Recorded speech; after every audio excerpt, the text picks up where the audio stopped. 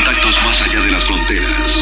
Colombia Universal Reportajes, donde los protagonistas son testimonio tras la verdad de los hechos. Colombianos en el mundo conforman la red de corresponsales más grande de la radio hispana.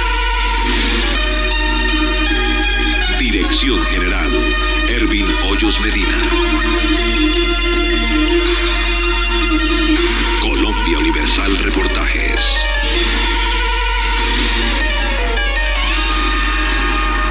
Red Mundial de Radio, por la integración de los pueblos del mundo. Radio, Red Mundial de Radio, Red Mundial de Radio. Regresamos en este Colombia Universal Reportajes de Caracol y a través de todas las emisoras de la Red Mundial de Radio.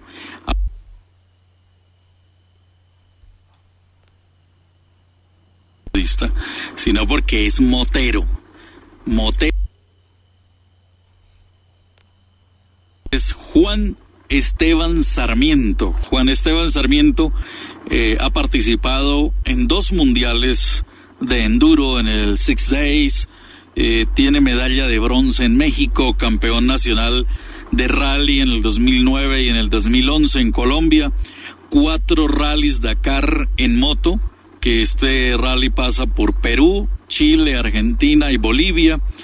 Es una persona de riesgo en las motos, ha logrado muchísimos éxitos y lo tenemos aquí en el programa, primero porque justamente es un conocedor del tema de las motos, pero aparte de eso, es porque su historia, su pasado, sus antecedentes lo lanzan a ser parte de ese grupo tan grande de víctimas del conflicto en Colombia. La cifra de las víctimas del conflicto está llegando a los 8 millones de víctimas directas. Él tal vez es una de esas víctimas directas que no está registrada en el Registro Nacional de Víctimas del Conflicto. Su señora madre, doña María del Carmen Cerón, fue asesinada por el ELN. Esto ocurrió en Carmen de Chucurí, por allá en 1987. 1987 fue asesinada por el ELN. Pues vamos a hablar de motos, vamos a hablar de su situación de víctima, pero sobre todo de esas lecciones, de esas experiencias de vida que dejan personas como él, que han tenido que enfrentarse contra lo imposible para salir adelante, para sacar su vida, para traspasar los imposibles, para sobreponerse a las barreras que impone la sociedad, que impone el conflicto, que incluso desbordan más allá de los lazos familiares y llegan a volverse todo obstáculo. Y él, Juan Esteban, ha sobrepasado todo eso. Pues por eso lo tenemos en el programa. Él es conocido como Chilo Dakar.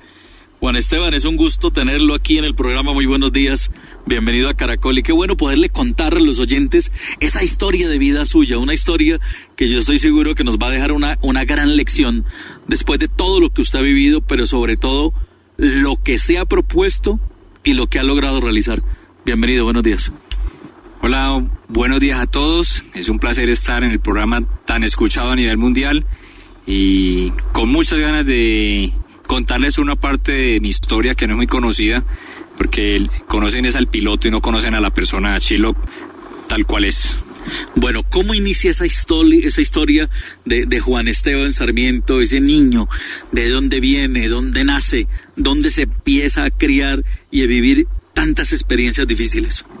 Bueno, nacido en la Victoria Valle, pero por las circunstancias así lo quiso la vida. Yo soy criado en Toro Valle, mi niñez, mi primaria, mi secundaria, toda fue en Toro Valle, y de unos padres muy trabajadores, los dos dentistas, mi padre mucho mayor que mi mamá, y mi mamá ya tenía hijos con otro señor, así que en el valle, en el norte del valle, en Toro Valle, me crié con una hermana hasta que mi papá le ofrece trabajo a mi mamá en el Carmen de Chucurí, que es donde se desarrolla esta historia. O sea, era irse del valle, del norte del valle, a Carmen del Chucurí, al otro lado, era cruzar el país de occidente a oriente, era pasar del valle a los Santanderes e irse a una zona que ustedes no conocían, que ella no conocía, que no sabían lo que era.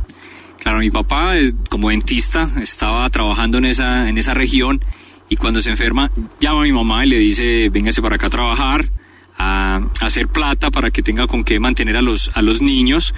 Y claro, nosotros vamos al Carmen a vivir allá, mi papá se viene a Cartago Valle y muere, y nosotros nos quedamos viviendo en el Carmen de Chucurí, y es donde suceden los hechos después.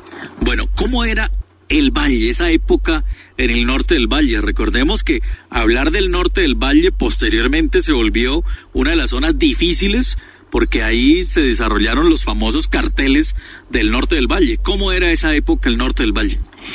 Fue una niñez muy tranquila, donde podía salir a la calle, ir a la quebrada, ir a las lomas, jugar fútbol, ir a bicicleta, ir a montar bicicleta, irme a una cosa que yo creo que ya se perdió, los niños ya no lo ven, y es ir a ver cómo llevan el ganado al matadero. Era un show para muchos de los niños de mi pueblo.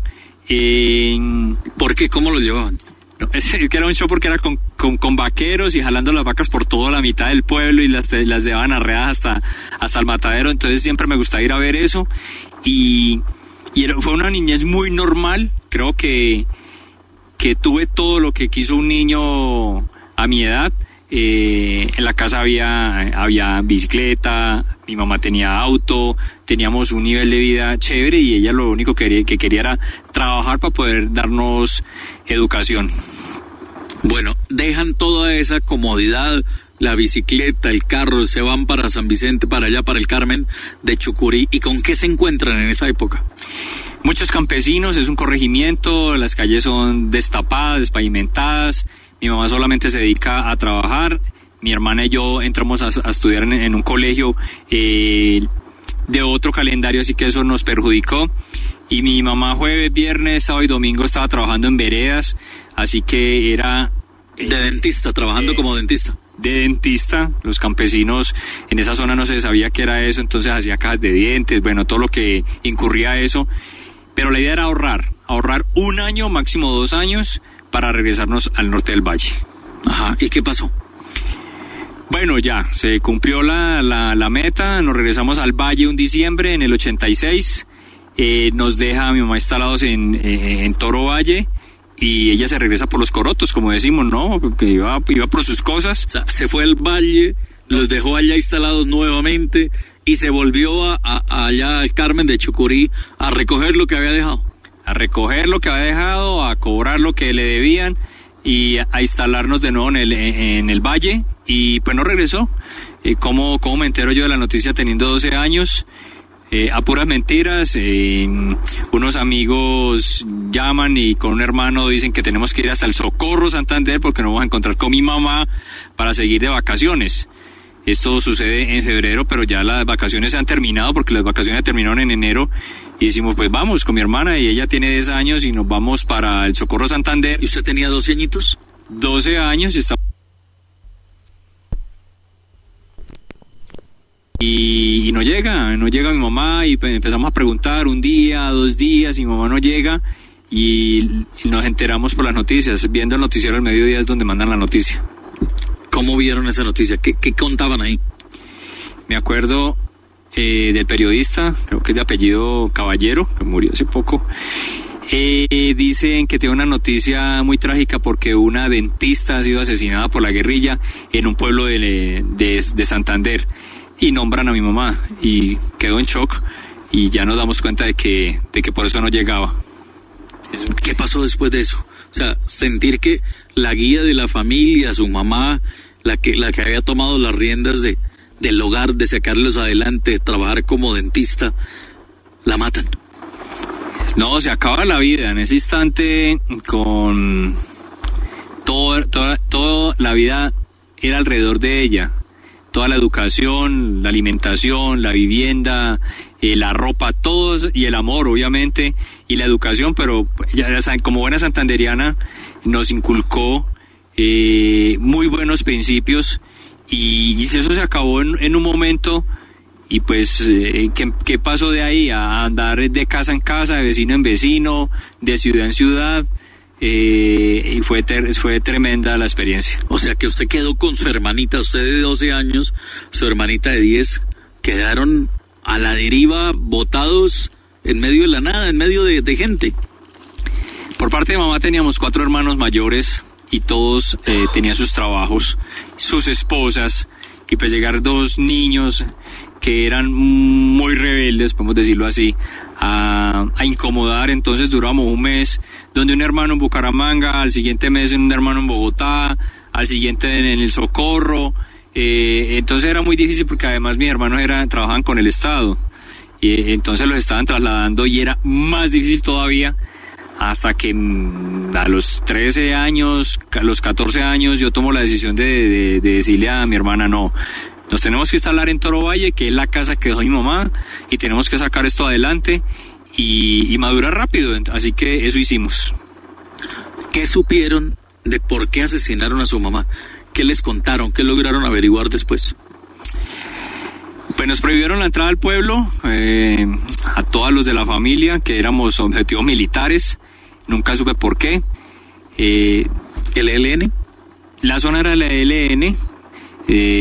Como decía ahora, mis hermanos trabajaban con el Estado. Era posible que la hubieran asesinado por eso, porque al trabajar un hermano en el ejército, otro en el DACION, otro en la policía, y estar en una zona manejada por la guerrilla, pues eso daba malos entendidos y posiblemente pensaban que ella era un informante.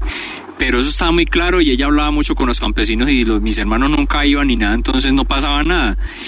La verdad, dicen que fue un intento de secuestro, ya como buena santanderiana no se quiso dejar, pero del modo como la asesinaron es muy difícil que haya sido por un intento de secuestro, así que eso se quedó así. Los que sabían del hecho, a todos los asesinaron. También un alcalde que fue asesinado, de apellido Beltrán, estuvo a cargo de la investigación, también lo asesinaron, así que eso se quedó así. ¿Cómo asesinaron a su mamá?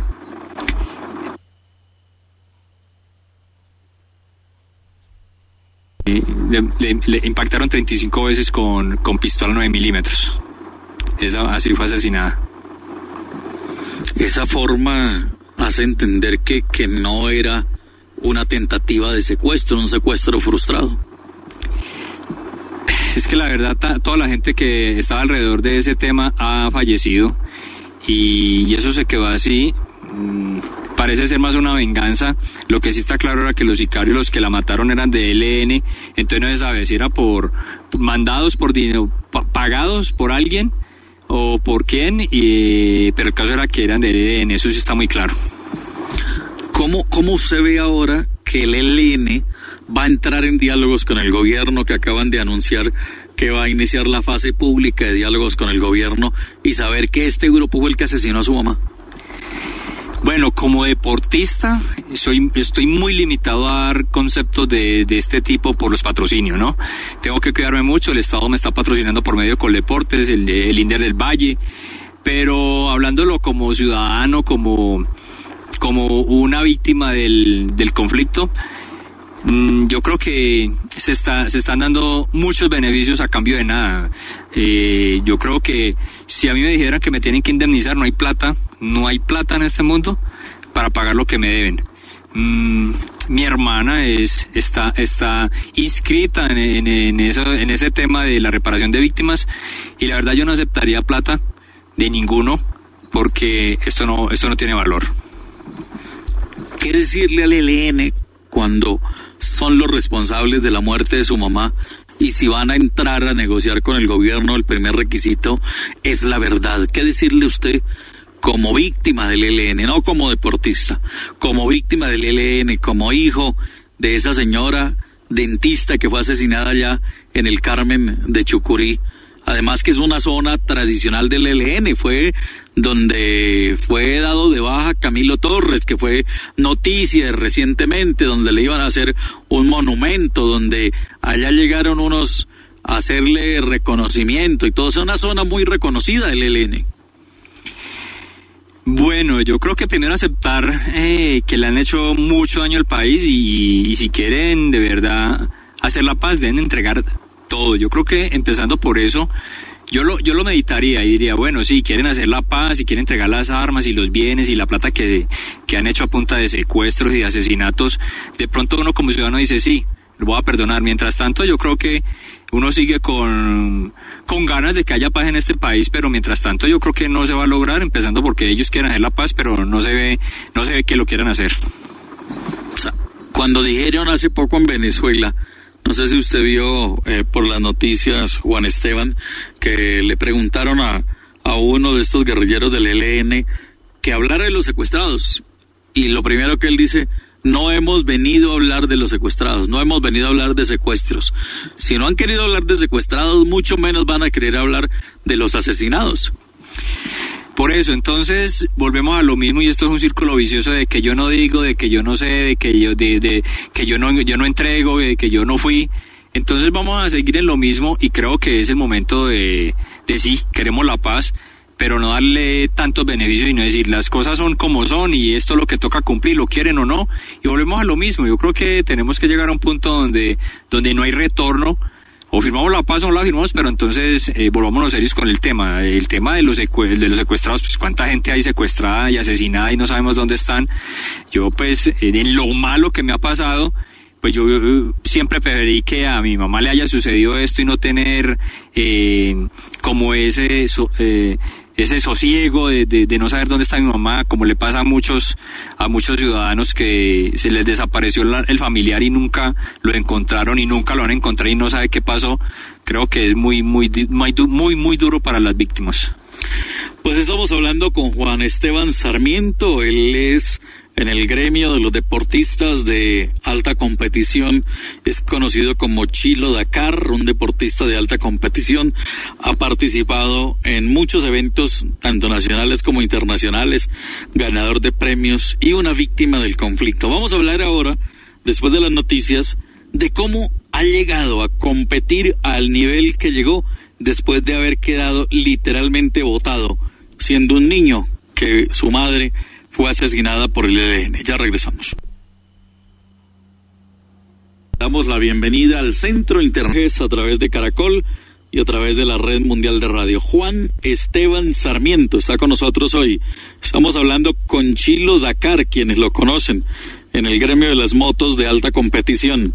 Él ha participado en 2 mundiales de enduro en el Six Days, se ganó la medalla de bronce en México, campeón nacional de rally 2009 y 2011, 4 rallies Dakar en moto por el Perú, Argentina, Chile y Bolivia, y su señora madre, doña María del Carmen Cerón, fue asesinada por el ELN en Carmen de Chucurí, allá donde querían hacerle el monumento a Camilo Torres. ¿Cómo Juan Esteban, después de haber vivido eso que ha vivido, llega y define su vida por el motociclismo, por irse a las motos, cuando había podido de pronto dedicarse a dentista también como lo era su mamá y su papá? Creo que mi Dios me ha guiado y las decisiones que he tomado han sido las correctas. He tenido muy buenos ejemplos. El tema quería ser odontólogo y eso ya no se pudo y obviamente por estas razones no se logró. Mi mamá dejó una propiedad y con eso nos mantuvimos un tiempo pero era muy poco dinero y uno de niño, pues a uno no le dan dinero, pues uno menor de 18 años no le dan herencias. Mis hermanos fueron los que tomaron eso como propio. O sea, sus hermanos se quedaron con lo que trabajó su mamá y su papá. Sí, gracias a Dios pude pelear con ellos y nos quedamos, mi hermana y yo, con la casa en Toro Valle, que todavía mi hermana vive allá, es educadora. Pero ¿cómo sucede todo esto?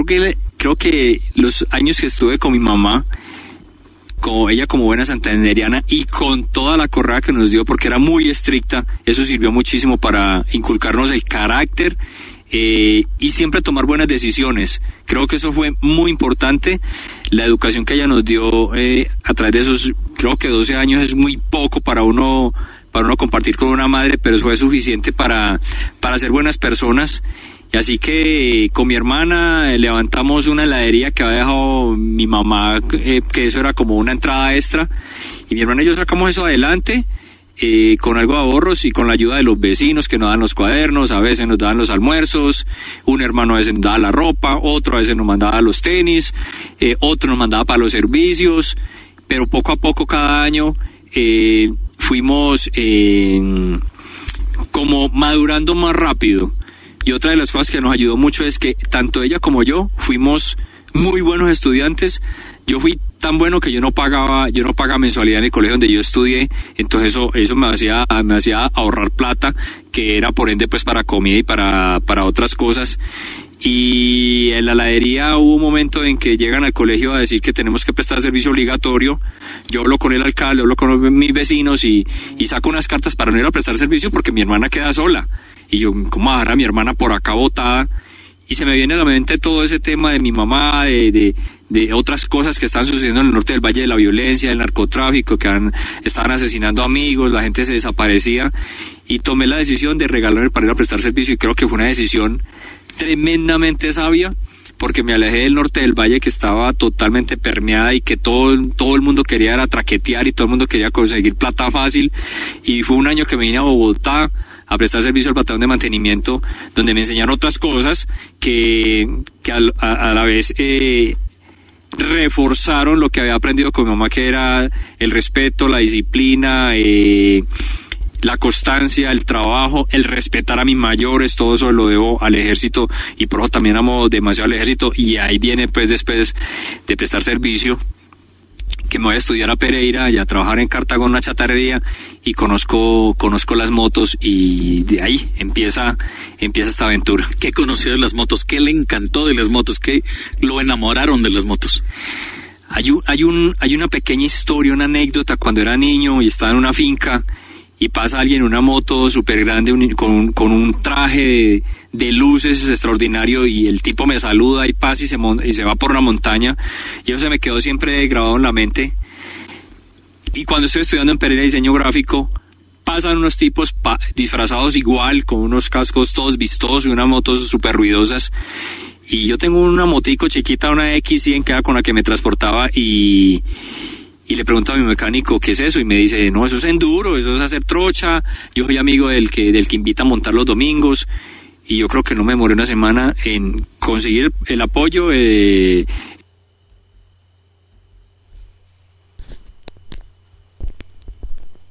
tenía para comprar mi primera moto, que inclusive la primera vez que monté en una moto de enduro, el traje del vestido era prestado. Y ahí empieza esta historia.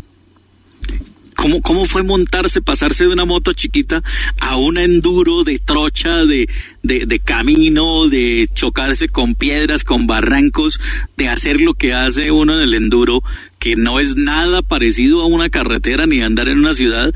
Es casi que una ruta suicida, subirse ahí. ¿Cómo se asimila eso y cómo decide irse por esa línea? Creo que mis nuevos amigos de enduro tuvieron mucha paciencia conmigo, porque ya era pésimo, me tenían que sacar la moto de todas partes, me tenían que jalar muchísimo. Salíamos a montar cerca a Zaragoza Valle, por Obando Valle hacia la cordillera central, y tenían que tener mucha paciencia, y tuve muy buenos maestros, y también me inculcaron ellos, unos amigos de Pereira, me inculcaron lo que era el compañerismo, la solidaridad, que había que esperar, que había que jalar, que había que mecaniquear a los que se varaban. Tuve muy buena escuela, y creo que eso hizo que yo me enamorara de esta modalidad del enduro, y empezara a ir a paseos primero, luego a competir, y cuando competí gané mi primera carrera en Manizales en el 2003, creo que fue, como un piloto novato. Me enganché con las carreras y seguí compitiendo. ¿Y a dónde ha llegado después de eso? Descríbanos todos los triunfos que ha tenido con el enduro. Bueno, el primero es que me convertí en un vendedor de motos, motivador de motociclismo. Afiancé mis pocos conocimientos en un almacén que monté en Pereira. Abrí un almacén muy pequeño, y ahí empezó esta historia del almacén, ir a competir, trabajar para pagar mis competencias. En el 2003, como les cuento, gané mi primera carrera, y empecé a ir a nacionales, a regionales. Yo me iba a todas las carreras, hasta veredales, lo que había, lo participaba, hasta que en el 2007 fui a mi primer mundial de enduro en Chile, donde eran 6 días, en La Serena, en puro desierto. Muy duro, perdí en los 6 días, perdí 7 kilos, casi me desaparezco, fue tremenda la experiencia porque no tenía conocimiento a qué me enfrentaba, pero la terminé. Por una penalización no me dieron la medalla de bronce, y en el 2008, por invitación de unos amigos, empecé a correr los rallies en Colombia. En el primer campeonato quedé cuarto. Así que me encantó el rally en Colombia, además porque no había campeonatos organizados de enduro, así que empecé a correr los rallies y en el 2009 me ganó mi primer campeonato de rally federado acá en Colombia, y ya está el Rally Dakar acá en Sudamérica desde el 2009, y me vuelvo más seguidor. El 2009, en el 2010 participo la mitad del campeonato nacional acá en Colombia, pero mi meta era ir a correr el Mundial de Enduro Six Days en México y llegar con una medalla, y lo logré. Con el equipo de Colombia logré una medalla de bronce en el 2010, y en el 2011 estoy corriendo otra vez rallies en Colombia, me gano el campeonato y se me enciende el bombillo de Rally Dakar. Y es donde desde el 2011 empiezo a luchar, a buscar patrocinios, a tocar miles de puertas pensando que esta hoja de vida me iba a facilitar las cosas. Y no fue fácil, todavía no es fácil, y por fin en el 2013 corro mi primer Rally Dakar. ¿Cuánto vale ir a un Rally Dakar? La sola inscripción vale 15.000 euros. No está incluida ni la moto, ni los pasajes, ni el entrenamiento, ni la llanta, ni miles de cosas. O sea, que figure el nombre en una lista, no más. No, sí, hay varias cosas que está incluida en la inscripción, que es los médicos, los fisioterapeutas, la comida, estar dentro del campamento, la ruta, los seguros, los médicos aéreos. Tenemos casi 10 helicópteros pendientes de nuestra seguridad. Eso es lo que incluye en los 15.000 euros. Ya aparte el resto de cosas, pero este último Rally Dakar, con el precio del euro que nos perjudica bastante a los pilotos, estuvo en 295 millones de pesos. O sea, el costo completo, incluido inscripción, incluido el acompañamiento. ¿Qué acompañamiento llevaba? Una asistencia española con una moto alquilada también armada en España. Los 295 millones fueron el gasto en este Dakar 2016, que partió de Buenos Aires, fuimos a Bolivia, volvimos a Buenos Aires, pero para el 2017 se va a incrementar el presupuesto porque yo ya no quiero moto alquilada, quiero una moto propia, y tiene que ser la moto que yo quiero. La moto vale mucha plata, así que esto se subió. ¿Cuánto vale una moto de esas? Vale 35.000 euros. Eso vale la moto de Rally Dakar, la que está hecha para Rally Dakar. O sea, es mucho dinero el que se mueve detrás de un rally para lograr ¿cuál es el premio? Yo creo que primero es estar en el Rally Dakar, llegar allá no es fácil, no por la plata, porque la plata yo creo que se puede conseguir, es un medio, se puede lograr con mucho trabajo, pero todo piloto que quiera correr Rally Dakar debe ser eso, piloto. Debe pasar unas pruebas, una hoja de vida donde conste que es piloto. ¿Por qué? Por la seguridad. Antes cualquiera tenía plata y se iba ya a pasear y se mataba. Entonces ahora es muy competitivo, muy profesional. Así que primero es el primer filtro, hay que pagar la inscripción y ellos dicen si sí o si no entra uno en la competencia. O sea que les hacen unas pruebas técnicas para establecer la destreza del piloto. No, más bien de documentación. De documentación que conste que sí se ha corrido rallies, que haya sido piloto y que haya hecho eventos, que haya estado en eventos, no cualquiera. Y eso ¿cómo lo corroboran? Con las federaciones de cada país. Ellos se comunican con las federaciones y preguntan si el piloto ha estado en los eventos que él está diciendo que ha estado. Si no, entonces lo cancelan y no lo dejan entrar. Después de eso, bueno, ya después de estar inscrito, ya viene la parte organizativa. Hay unas partes muy, muy serias en el Rally Dakar, que son las administrativas. Cuando uno paga la inscripción, no solamente está obligado a dar esa plata y a llegar allá, sino a cumplir miles de requisitos en cuanto, por ejemplo, la licencia para conducir, los seguros de vida, la moto tiene que cumplir con unas especificaciones muy estrictas para poder ser usada en el Rally Dakar. Mejor dicho, le entregan a uno una libreta con 20 cuadritos y uno tiene que llenar los 20 cuadritos en un solo día. Cuando uno está en las revisiones administrativas, si a uno le falta uno, no lo dejan competir, así que son bastante estrictos.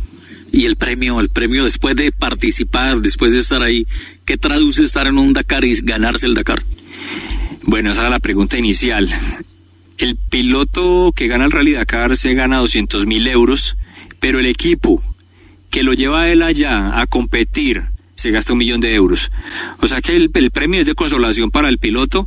Yo voy a participar, trato de hacer cada día mejor piloto, voy a llevar la bandera de Colombia, a mostrar que los sueños se pueden cumplir, pero la verdad yo como piloto de la tabla de la mitad para adelante o de la mitad para atrás entre los 50 y los 120, pues la verdad lo único que puedo llegar a hacer es mostrar mis marcas patrocinadoras, tratar de buscar buenos patrocinios y que más pilotos puedan representar a Colombia.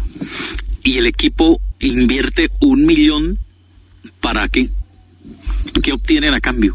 La publicidad, la imagen de la marca, la imagen de los pilotos y todos los productos que usa el piloto se venden más. O sea que el 1 millón de euros está muy bien representado porque después de que el piloto gane se van a vender más botas, más cascos, más gafas, más uniformes, más llantas de los que usó. Es marketing, ¿no? Es puro marketing, esa es la palabra. Bueno, pues qué increíble historia.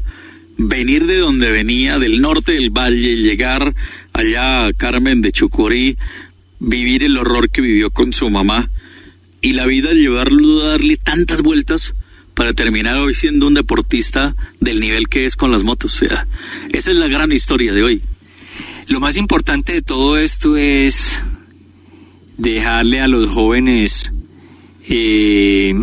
la semilla o la idea, como lo quieran tomar, de que por más difíciles que sean las situaciones y por más cosas horribles que hayamos vivido, uno puede seguir adelante. Yo creo que hay un tema que yo cuento mucho en los colegios, el que dicen que es que las amistades lo dañan a uno.